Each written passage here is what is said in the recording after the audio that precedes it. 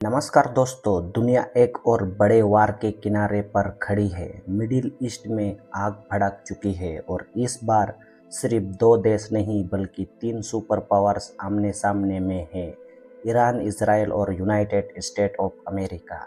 लेकिन सवाल ये है, ये वार शुरू कैसे हुआ?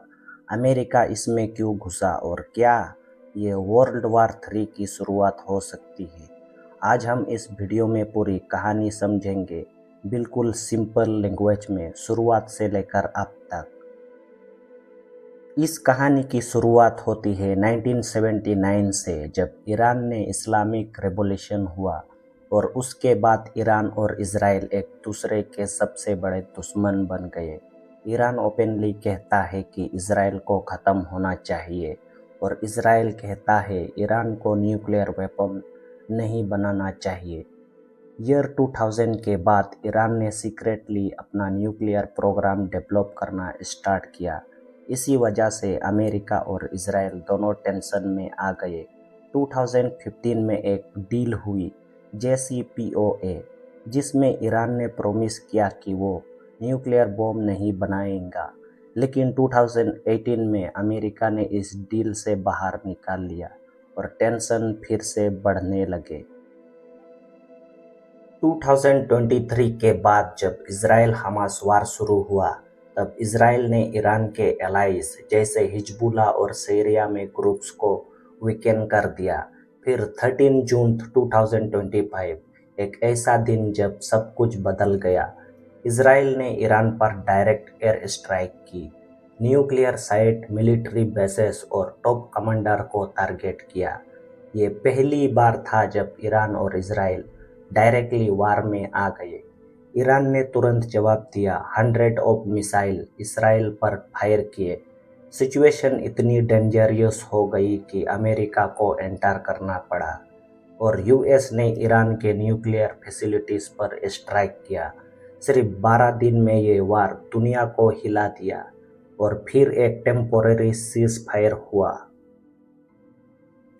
लेकिन कहानी यही ख़त्म नहीं हुई।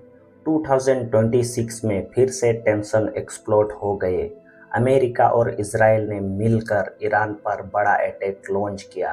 टारगेट न्यूक्लियर साइट्स, गोल ईरान की पावर को तोड़ना। ईरान ने भी तुरंत जवाब दिया, यूएस बेसेस पर मिसाइल अटैक करके। गल्फ कंट्रीज तक स्ट्राइक और सबसे शॉकिंग बात, ईरान ने क्लेम किया कि उसने यूनाइटेड स्टेट का एडवांस F-35 फाइटर जेट गिरा दिया। इससे क्लियर हो गया, ये वार अब सिर्फ रीजनल नहीं, ग्लोबल बन चुकी है। आज के टाइम पर सिचुएशन बहुत डेंजरियस है। यूएसए और इजराइल लगातार ईरान के इंफ्रास्ट्रक्चर पर स्ट्राइक कर रहा है।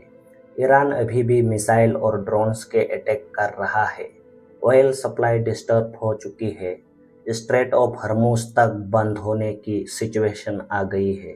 रिपोर्ट कहते हैं 5 वीक के वार के बाद भी ईरान के पास काफ़ी मिसाइल पावर अभी भी बची हुई है। और सबसे बड़ा कंसर्न, सिविलियन डेथ और वार क्राइम के एलिगेशन भी सामने आ रहे हैं। अमेरिका के प्रेसिडेंट ने कहा है कि वार एंड के करीब है, लेकिन ग्राउंड रियलिटी अभी भी अनस्टेबल है। तो दोस्तों, अब सवाल ये है, इसका इंडिया पर क्या असर होगा? ऑयल प्राइसेस बढ़ सकते हैं, एलपीजी और पेट्रोल महंगा हो सकता है, मिडिल ईस्ट में काम कर रहे इंडियन रिस्क में आ सकते हैं, और सबसे इम्पोर्टेंट बात, अगर स्ट्रेट ऑफ हॉर्मुज बंद होता है तो इंडिया की इकोनॉमी पर डायरेक्ट इम्पैक्ट पड़ेगा। दोस्तों, ईरान वर्सेस इसराइल यूएसए वार सिर्फ एक रीजियोनल कॉन्फ्लिक्ट नहीं है, यह एक ऐसा वार है जो दुनिया की इकोनॉमी, पॉलिटिक्स और फ्यूचर को चेंज कर सकता है। और अगर ये कॉन्फ्लिक्ट और एस्केलेट होता है तो ये वर्ल्ड वार 3 का ट्रिगर भी बन सकती है। आपको क्या सोचते हो? क्या ये वार रुक जाएगा या दुनिया एक और बड़े वार की तरफ बढ़ रही है?